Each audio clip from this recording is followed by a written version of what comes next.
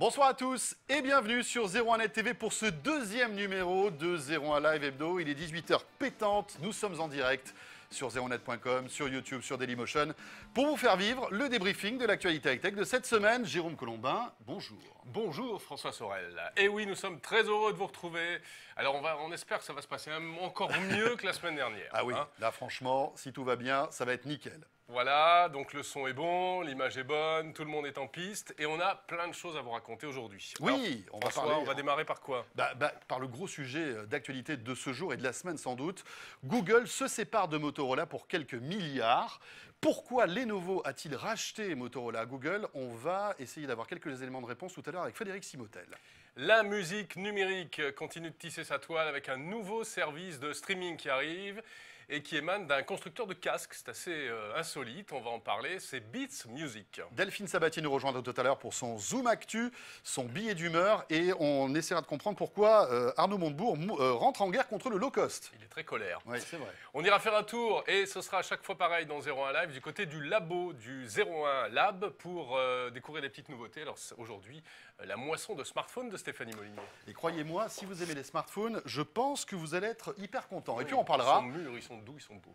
On parlera de stockage, des disques durs comme s'il en pleuvait, et puis surtout une clé USB, écoutez bien, d'1 téraoctet. Impressionnant. Tout ça dans quelques centimètres carrés. C'est François Bodin qui nous parlera de tout ça et qui nous montrera tous ces produits tout à l'heure. Voilà, on vous rappelle que ce 01 Live est à suivre sur 01net.com, mais également sur Dailymotion, sur YouTube et chez nos amis de Live TV d'Orange. Voilà, nous sommes en direct, c'est 01 Live Hebdo. Soyez les bienvenus, c'est parti.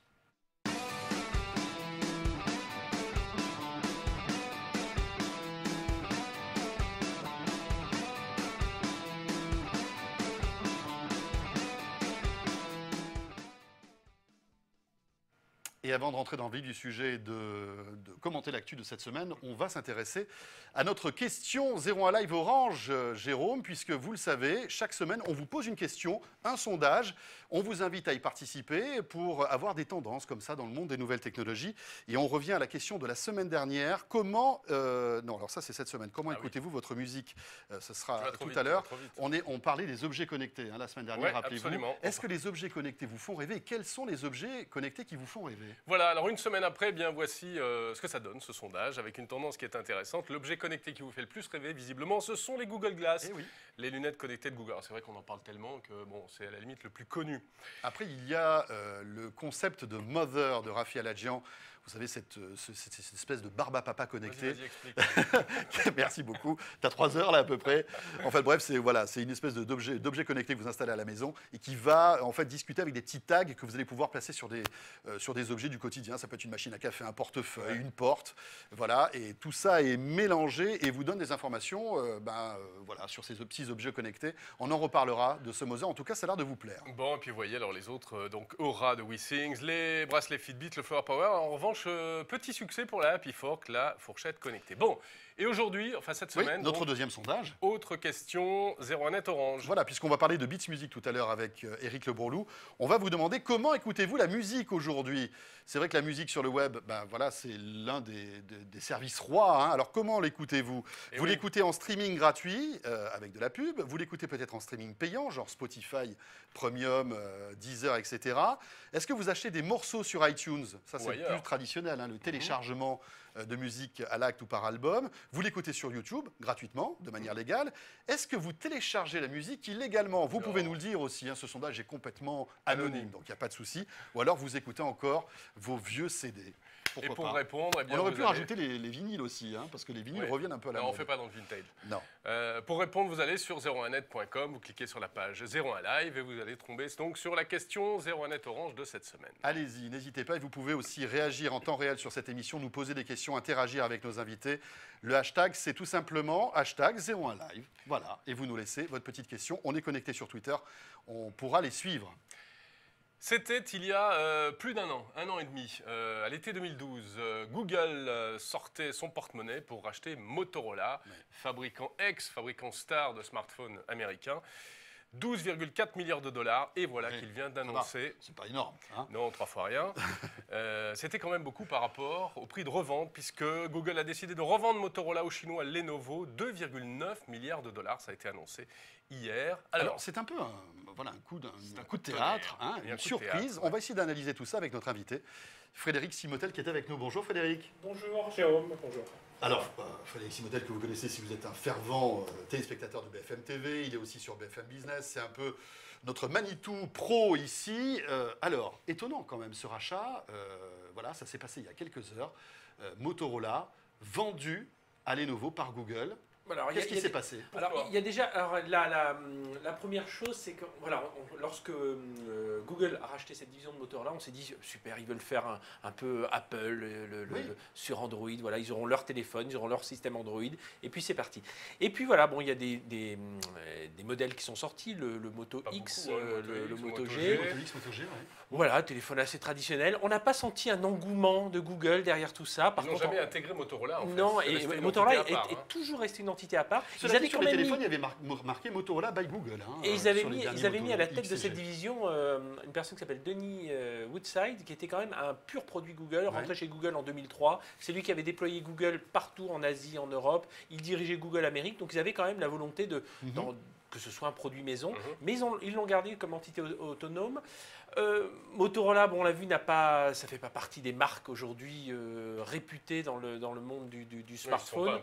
Ils ne sont pas imposés. On peut dire qu'ils ont eu du mal à sortir. Il faut voir que l'actionnaire précédent, Motorola, commençait à s'en désintéresser. C'est donc pour ça qu'ils l'ont cédé à Google. Et puis Google, voilà, ne l'a pas vraiment intégré. Google, on l'a senti par contre beaucoup plus... Google a beaucoup plus d'appétit sur les t-shirts connectés, les montres connectées, les voitures connectées, les maisons connectées. Le téléphone, beaucoup moins.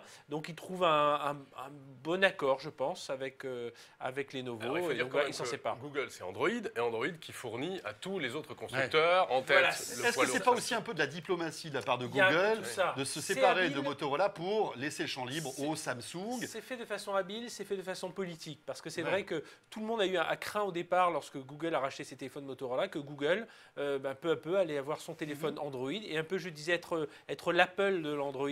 Et que derrière, les Samsung, les HTC, enfin tous ceux qui travaillent aujourd'hui avec Android se retrouvent un peu en deuxième choix par rapport à des téléphones. Et comme vous disiez tout à l'heure, on aurait pu imaginer tout simplement que Google verrouille Android avec Motorola et dise bye bye à Samsung, LG, Sony, pas possible. pour réitérer le succès d'Apple. Et puis, mais franchement, c'était se tirer une balle dans le pied. Sans doute. Et puis, je pense qu'il y a aussi toute une culture derrière. C'est-à-dire Google, les téléphones vendent des téléphones mobiles. Et bien voilà, il y a toute une phase, il y a un process derrière de logistique, de production. Ouais, c'est un métier. C'est un métier et Google, voilà, n'est pas forcément, c'est pas sa priorité aujourd'hui. Donc ils s'en séparent. On peut revenir sur le prix aussi. Alors il faut savoir, on parle de. Oui, est-ce qu'ils ont perdu de l'argent? Parce que 12 milliards 4 d'acquisition et revente 2 milliards 9, on se dit, waouh, ils se sont fait Alors, avoir. c'est pas la même corbeille non plus, puisqu'il y avait 17 000 brevets lorsqu'ils ont racheté cette division Motorola Mobile à la maison mère Motorola.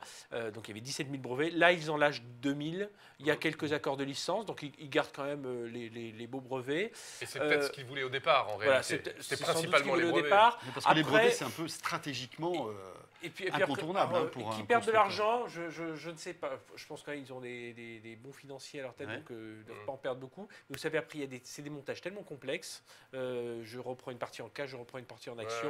Donc voilà, la valorisation. Ça me coûte plus cher, mais voilà, ça me la fait payer moins valorisation ne d'impôts. paraît pas délirante aujourd'hui elle paraissait plus délirante sur les 12 milliards. Là, aujourd'hui, le produit de revente, voilà, c'est à peu près le coût. Frédéric, ce qui est étonnant, c'est que Motorola va devenir chinois.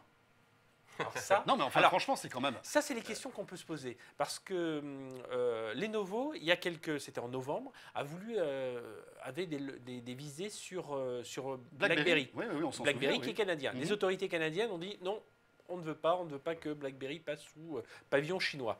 Donc voilà, Lenovo est reparti un peu dépité. Là, on va voir ce que disent les autorités américaines. Il faut quand même savoir que Lenovo, il y a 10 ans aujourd'hui, avait racheté la division PC portable d'IBM. Et aujourd'hui, ils sont numéro 1 du PC. Ouais, ils sont numéro 1 Ils du ont PC. doublé HP. Et puis tout le monde avait dit, oh là là, les autorités américaines. C'est pas la ça s'est première plutôt bien société passé. américaine qui rachète, en tout cas. Lenovo, la semaine dernière, a annoncé qu'ils étaient intéressés par acheter la division serveur x86, c'est-à-dire les serveurs à base Intel, donc les serveurs pour entreprises d'IBM. Donc là encore, c'est soumis à l'accord des autorités. Mais on imagine que les autorités américaines vont donner leur accord. Mais voilà, il y a quand même cette interrogation. Donc Motorola devient chinois. Est-ce qu'ils vont garder la marque? Vous savez, la marque Lenovo, au départ, ils avaient gardé le ThinkPad. Voilà, puis maintenant, c'est une belle marque Motorola. Enfin, on verra bien. Mais en tout cas, c'est vrai que c'est quand même une... c'est une grosse news. Une page qui se tourne dans le domaine de la téléphonie Lenovo, mobile. en plus, a montré toute la réussite. Ils ont vraiment réussi dans l'univers du PC portable. On peut imaginer que voilà, ça va devenir un acteur clé aujourd'hui dans quelques... Allez, d'ici 18 mois, un acteur clé dans le monde du mobile. On va suivre ça de près. Merci beaucoup Frédéric Simotel de la rédaction de 01 Business. Merci beaucoup. Bon, on enchaîne. Sur la musique. Sur la musique. Oui. Avec Éric Le Bourlou. Bonjour. Merci d'être là. Éric Le Bourlou qui, depuis quelques jours, les amis, on le voit, il déambule dans les couloirs de 01net.com. Avec un casque sur les oreilles. Avec un casque sur les oreilles, en train de, heureusement. voilà, de danser un petit peu. C'est pas pourtant qu'il ne travaille pas, il travaille évidemment beaucoup. Mais en même temps, il testait. Tu testes un nouveau service qui vient d'arriver aux États-Unis, pas encore en France, mais c'est intéressant parce que ça va sans doute arriver très vite chez nous. Oui, il y a des chances. Il s'agit de Beats Music, qui est qu'on peut comparer à Spotify, Deezer, Qobuz, etc.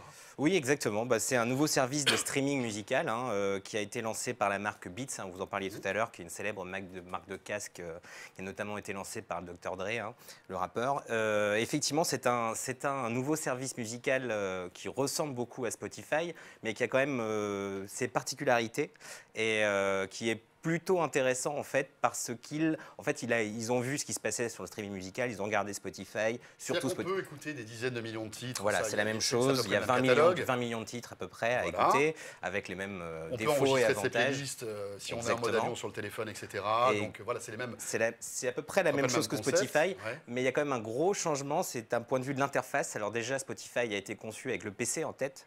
Quand Spotify a été lancé, c'était d'abord un logiciel pour écouter de la musique sur son ordinateur. Puis ils ont décliné ça avec une offre mobile. Là, ils sont partis du cheminement inverse. Ils ont dit on va d'abord faire une appli mobile. Et c'est donc un service qui a été adapté pour être utilisé sur son mobile.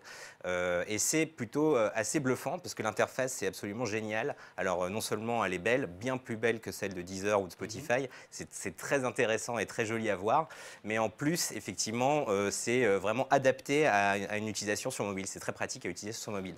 La grosse différence... Oui, la force, c'est qu'il y a un système de recommandation de musique qui est assez innovant par rapport à ce que fait Spotify, Qobuz ou Deezer, c'est ça ? Exactement. En fait, quand vous lancez pour la première fois le logiciel, on va vous demander en fait quels sont vos genres de musique préférés, quels sont vos groupes préférés, et en fonction de ça, en fait, le logiciel va mouliner pendant quelques secondes et vous proposer en fait des playlists qui ne sont pas automatiquement générées, qui ont été créés, alors il y en a des milliers, mais qui ont été créés par ce qu'ils appellent en anglais des curateurs, des gens qui sont spécialistes de la musique. Alors ils ont embauché plein de gens, des programmeurs. Par exemple, il va avoir un spécialiste de Michael Jackson, il va avoir un spécialiste de... Exactement. Un spécialiste de Claude François. Ça, c'est pas sûr. Non. Et pourtant, on trouve beaucoup de musique française, parce que c'est le même catalogue, mais je pense pas qu'en musique française, ce soit les meilleurs pour l'instant. Donc, par exemple, si on est fan de funk, on va avoir le top du critique de funk qui va faire une playlist qui va être incontournable, en fait. Exactement. On a ce genre de contenu. Ça change des robots et des algorithmes sur les autres systèmes qui vous conseillent plus ou moins des playlists en fonction de ce que vous écoutez déjà, ce qui n'est pas forcément le plus pertinent. Mais on a l'impression que c'est là,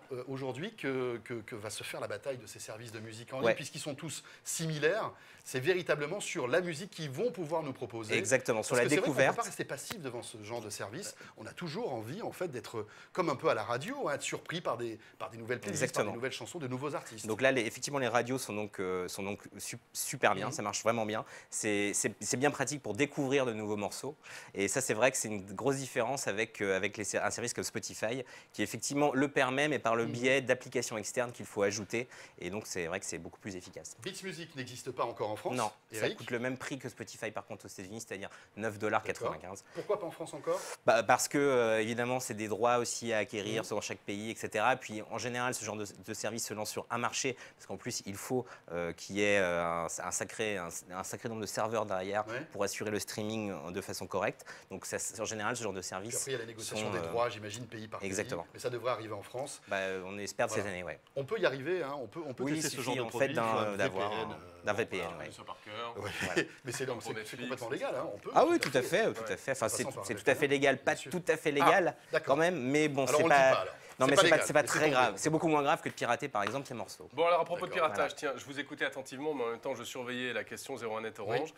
Les amis, écoutez, ce qui arrive en tête en termes d'usage de musique aujourd'hui, c'est en majorité le téléchargement illégal. Alors, on répète peut-être les questions, les propositions qu'on vous donne sur ce sondage, 01 Orange. Je veux même vous les donner dans l'ordre. En premier, je télécharge illégalement à 28%, c'est ce que vous avez répondu. Et ensuite, téléchargement, écoute en streaming gratuit, 19%, streaming payant, 18%, sur YouTube, 17%. J'achète des morceaux sur iTunes, 14%. Il y a 4% d'entre vous également qui utilisent encore ces vieux CD. C'est toi, là? Moi, c'est les vinyles, cher ami. Eh oui, je fais de la résistance. Bref, si vous voulez participer à ce sondage 01net Orange, allez-y, 01net.com, vous cliquez sur la page de l'émission et vous votez. Ça sera le bienvenu, vous serez les bienvenus. Et c'est avec intérêt qu'on lit justement vos opinions sur ce sujet.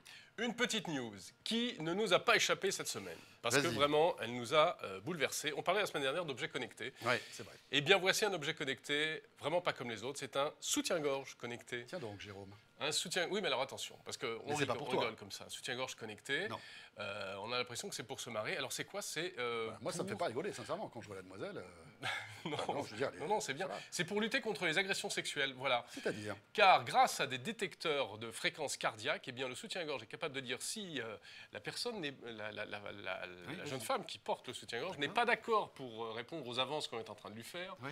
Et du coup, le soutien-gorge est bloqué, on ne peut pas le dégrafer. En revanche, si elle est amoureuse, si elle est avec son chéri, là, le soutien-gorge est capable de détecter les pulsations cardiaques, de l'amour. Des pulsations cool, sympathiques et tout. Voilà. Et là, c'est pas vrai. Oui, il souffle tout seul ou il faut quand même... Il souffle tout seul, je pense qu'on va le voir sur les images là. C'est formidable, attendez. Voilà, tu vois, il souffle tout seul. C'est magnifique. Donc c'est magnifique. Donc il y a des ingénieurs qui ont travaillé sur ce concept quand même. Ok, c'est drôle, mais moi je trouve que c'est pas du tout idiot. C'est-à-dire que ça part du principe que le soutien-gorge c'est quelque chose qui est très près du cœur. Oui. Et le cœur c'est intéressant pour les objets connectés parce que si on met un cardiofréquence-mètre, on peut détecter des tas de choses, et notamment si la personne est stressée, etc. Par exemple, Microsoft travaille sur un autre soutien-gorge connecté qui, lui, servira à lutter contre la boulimie, c'est-à-dire qu'il paraît que les personnes boulimiques, lorsqu'elles ont comme ça une fringale, qu'elles ont envie de se jeter sur le réfrigérateur, elles ont le rythme cardiaque qui s'accélère. Le soutien-gorge est capable de le détecter. Dans ce cas-là, il envoie des alertes pour dire attention, non, pense à autre chose, ne va pas vers le réfrigérateur. Donc c'est sérieux. Franchement, les objets connectés, on en voit de toutes les couleurs. C'est quoi faire un bouquin là-dessus? C'est impressionnant. Hein. Bon, écoute, il nous tarde de tester, alors pas nous-mêmes le soutien-gorge connecté, mais si une collaboratrice de 01net veut, pourquoi pas. Voilà. Hein, on verra bien. Et sans aucun rapport, on accueille dans un instant Delphine Sabatier. Et ça n'a aucun rapport.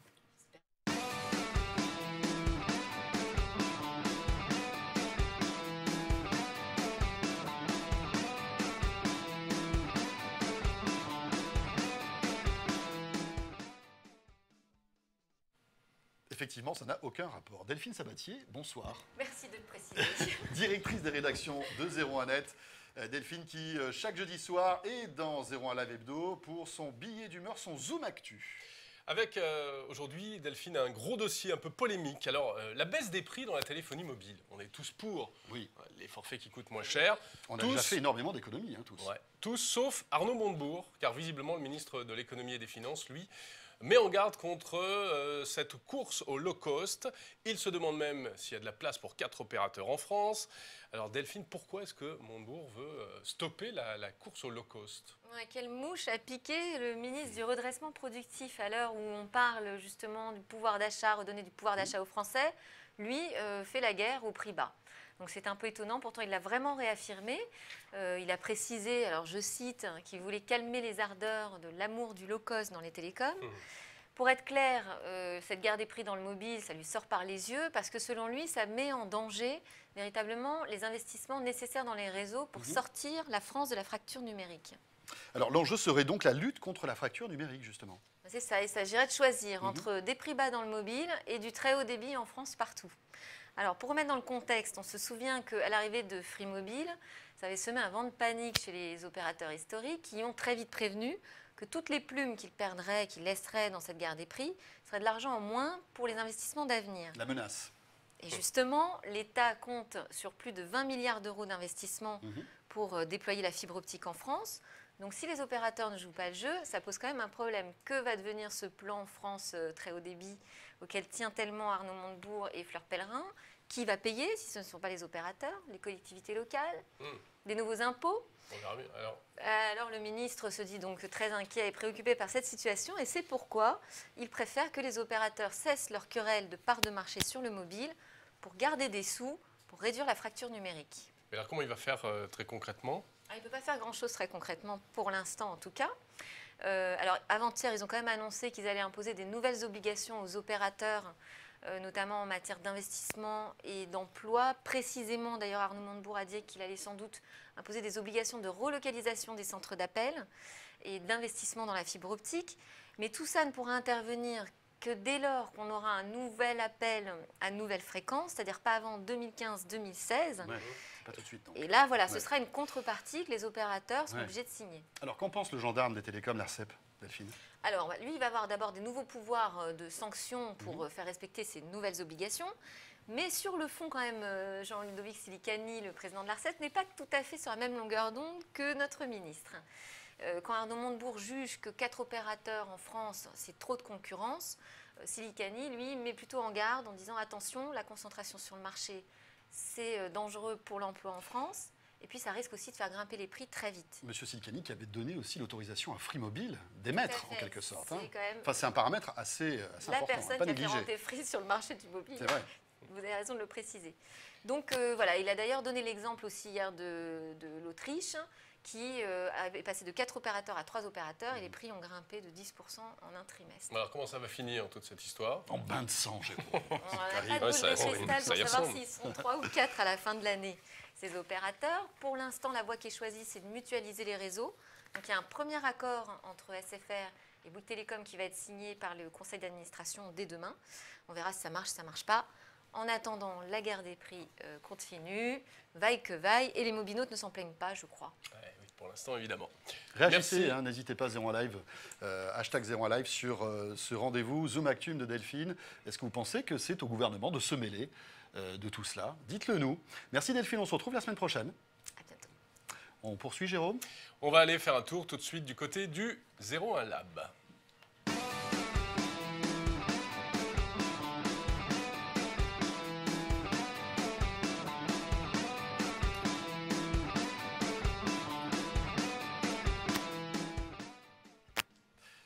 Je vous propose maintenant d'aller dans la caverne d'Alibaba de 01net, direction le 01 Lab. Franchement, si vous êtes geek, vous rêvez tout comme nous de vivre dans cet endroit. Stéphanie Molinier est avec nous depuis le 01 Lab. Bonjour Stéphanie. Bonjour. Bonjour François, bonjour Jérôme. Et bien voilà, Stéphanie. Salut Stéphanie. Alors là, vraiment, on est au cœur de tout ce qui se passe. Voilà, exactement. Stéphanie est là, son bureau est juste là, vous le voyez. Alors ce qu'il y a de particulier dans le bureau de Stéphanie, c'est qu'elle a à peu près une vingtaine de téléphones tout le temps là, installés, comme ça, qu'elle teste. Elle leur fait subir les pires sévices, on peut vous le dire, puisque si vous lisez les tests de 01net.com, c'est en partie grâce à Stéphanie, mais aussi à Bruno Cormier. Stéphanie, 2 nouveaux smartphones que vous allez nous présenter ce soir. Oui, tout à fait. Alors, c'est les smartphones de la semaine. Pour 2 d'entre eux, ils arriveront en février. Alors, on connaissait chez Sony la phablette Z Ultra. Donc voilà, un très grand format, très grand écran de 6,4 pouces. On connaissait aussi le smartphone Z1. Alors, le smartphone Z1, c'est le smartphone haut de gamme de Sony. Et maintenant, arrive un tout nouveau modèle. Voilà, il s'agit du Z1 Compact. Le petit frère. Le petit frère. On voit que vous avez de très beaux néons au-dessus, parce qu'il y a un reflet, mais là c'est mieux. Voilà, comme ça c'est parfait. Comme ça, c'est bien. Il est rose, c'est ça, ou rouge? Alors, il est rose, c'est un très joli rose. On a l'impression que c'est une glace à la fraise. Il est pour vous. Mais je rassure tout le monde, et plus particulièrement les hommes. Il existe également en noir, en blanc, dans des couleurs un petit peu plus classiques. Alors, quelle est la particularité de ce smartphone, Stéphanie? Eh bien, c'est une idée très intéressante de Sony, qui a appelé son smartphone le Z1 Compact et non pas le Z1 Mini. Parce que s'il est mini par la taille, c'est en fait l'un des smartphones les plus puissants du marché. Il est même quasi plus puissant grâce à son petit écran et plus autonome que le Z1. Donc on est sur du processeur 4 cœurs à 2,26 GHz. Donc ça envoie du lourd et ça peut faire tourner vraiment tout type d'applications. Et l'idée de Sony, c'est de venir en fait un peu chasser sur les terres d'Apple et des iPhone 5C et 5S avec un petit format qu'on peut utiliser d'une seule main, comme l'iPhone, mais qui va être ultra puissant. Et ça, pour l'instant, ça n'était occupé que par Apple. Oui, c'est amusant. Alors que Apple envisagerait de faire un écran plus grand, là, c'est Sony qui va faire un écran plus petit. On ne va pas s'en sortir, les amis. Ça devient très compliqué. Autre smartphone que vous testez pour nous en ce moment, Stéphanie? Alors, l'autre smartphone, alors là, c'est totalement différent. C'est Nokia. C'est la dernière phablette de Nokia, le Lumia 1320. Il a un très bel écran. Hein. Voilà, bel écran, grand écran. Alors, Nokia avait déjà commercialisé une phablette en fin d'année dernière, mais une phablette ultra haut de gamme, hyper bien équipée à 700 €. Mais cette fois-ci, voilà donc une phablette à 300 € seulement, en format 6 pouces. Ah oui, donc on peut Et avoir là, un vraiment, grand écran. ça démocratise la phablette. D'accord, mais alors on fait l'impasse sur quoi? Sur l'appareil photo, sur la puissance processeur? Parce que j'imagine écran... qu'à 300 €, il y a des faiblesses quand Tout même. à fait. Il y a un écran qui n'est pas Full HD, et puis c'est un smartphone qui est beaucoup moins puissant, on va dire. Il est équipé d'un processeur double cœur. Si je ne m'abuse, il n'a qu'1 Go de RAM. Et puis surtout, la chose importante, c'est qu'il n'a pas le capteur photo habituel PureView. Des derniers smartphones de Nokia, il a seulement un capteur 5 mégapixels, mais bon, qui fait des photos assez correctes et des vidéos relativement fluides. Stéphanie, rapidement, le troisième. Bien. Et le troisième, très très vite. Allez. Alors, c'est un smartphone à petit prix. C'est le dernier smartphone d'Acer, le Liquid Z5. Et la particularité de cet appareil, c'est qu'il a un grand écran de 5 pouces, qu'il est assez fin. Ah oui. Et c'est surtout son prix, la bonne nouvelle. Il a été annoncé au CES à 169 €. Et en fait, jusqu'à la fin mars, grâce à une réduction Acer, il sera à 149 €. Et là, certains constructeurs low cost ont un petit peu de soucis à se faire. D'accord, très bien. En plus, joli, hein, plutôt design, sympathique. Merci Stéphanie. Merci beaucoup Stéphanie. On va retrouver les tests de ces 3 smartphones sur zeronet.com, si ce n'est déjà fait d'ailleurs. Très vite. Voilà, Stéphanie en direct du labo avec la caméra de Jean-David Duarte. Et on revient au studio, François. On revient au studio. Bon, on a pris du retard. Hein. Oui, mais comme toujours. Inévitable. Attendez, là, on essaie de se caler, hein, si vous voulez. Mais on va y arriver, vous allez voir. Un jour, on sera à l'heure. On a encore plein de trucs à vous dire. Allez, on va rester dans le hardware et on va parler avec François Bedin. Salut François. Salut François. Qui est venu nous rendre visite. De disques durs, mais alors des disques durs externes qui sortent vraiment de l'ordinaire, ceux-là. Oui. Toshiba sort des disques durs, propose des disques durs. On parle souvent de Western Digital ou de Seagate, mais pas beaucoup de Toshiba, alors que c'est un fabricant de disques. Donc là, j'en ai 2. C'est des disques durs de 2 Teraoctets. C'est la plus haute capacité qu'on peut avoir dans ce format-là. Dans ce petit format, on a 2 Teraoctets. Voilà. Wow. Donc là, il y a le modèle. C'est quelle technologie? C'est du classique ou c'est du SSD? C'est du classique. C'est du classique, Donc ça, c'est le modèle basique. Le modèle basique, il coûte à peu près 120 €. Et comme son nom l'indique, il est basique. C'est-à-dire qu'il est livré tel quel, avec un câble. Et puis voilà, on le branche. Et on a 2 Teraoctets. Ou pas, là, pour bien sûr, on est en USB 3. Ouais, vaut mieux, parce que les Teraoctets, là, si on ne veut pas passer le week-end pour transférer des données, vaut mieux être en USB 3. Ok, ça c'est pour le Toshiba. Voilà. Mais le plus intéressant, c'est celui-là. C'est le modèle Canvio. D'accord, qui est donc un petit peu plus haut de gamme. Qui est un peu plus cher, qui coûte 150 €. Mais lui, il se distingue par ses logiciels. C'est-à-dire qu'il est livré avec 2 softs. Le premier logiciel, c'est un logiciel de sauvegarde, qui est très très bien fait, qui permet vraiment de sauvegarder très facilement son ordinateur. Et le deuxième logiciel, qui moi m'a vraiment emballé, c'est PogoPlug. C'est un logiciel qui permet de partager ses fichiers sur le net. Donc il faut que le disque soit connecté à l'ordinateur, que l'ordinateur soit connecté à Internet. Et à ce moment-là, en lançant le logiciel, les fichiers deviennent accessibles par le net, d'où on se trouve, et même avec un smartphone ou une tablette. Ouais, sympa ça, le partage au-delà même de la maison, quoi, en fait. Et donc, il est fourni gratuitement, alors qu'il coûte à peu près dans les 30 €, avec en plus du stockage sur le cloud. Vous avez 10 Go de stockage. Pas mal. Mélange. Voilà, donc là, on est à 150 €, c'est ça. 150 € pour 2 Tera. 2 Tera, et puis donc des services et des logiciels en plus. Voilà, c'est ce qui fait le distinguo. Et puis, on va terminer avec une clé USB, elle aussi assez insolite, assez extraordinaire. Voilà, nous avons reçu et testé la plus grosse clé USB, tant au niveau de la taille qu'au niveau de la capacité, puisqu'elle fait 1 Teraoctet, et 1 Teraoctet, c'est la moitié de...